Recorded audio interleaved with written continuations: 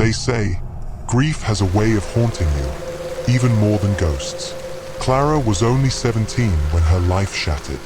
One night, a fire swallowed her family's home, taking her parents, her little brother, and everything she loved with it. She was the only one left alive.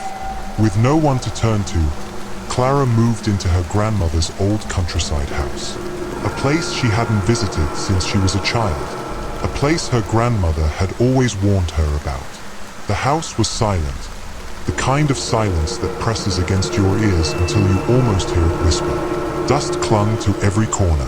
The wallpaper peeled like rotting skin, and above it all was the attic. Her grandmother's one rule had always been clear.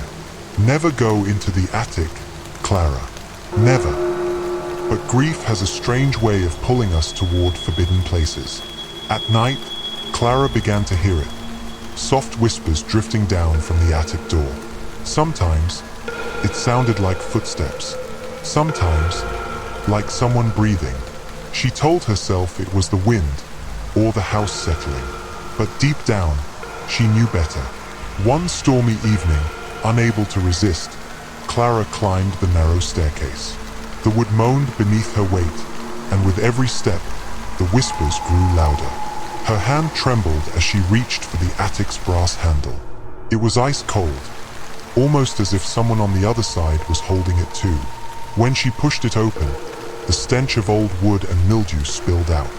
The attic was a graveyard of forgotten things, dusty furniture, cracked mirrors, and cobwebs that draped like curtains. But in the corner, resting on a wooden chest, was a leather-bound diary.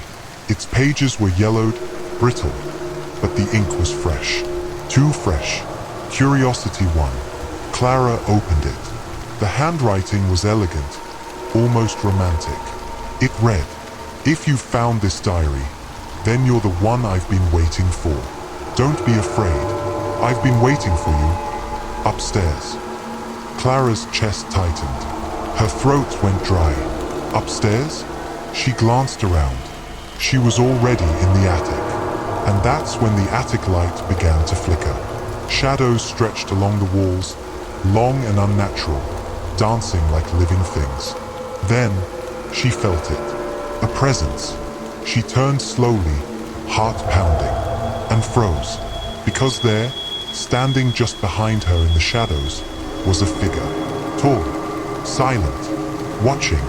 Clara dropped the diary. The figure didn't move, didn't speak, just stood there. And then, the light bulb blew out. Darkness swallowed the attic whole. Clara's scream caught in her throat. She could only hear her own panicked breathing. And something else. A voice, whispering right into her ear.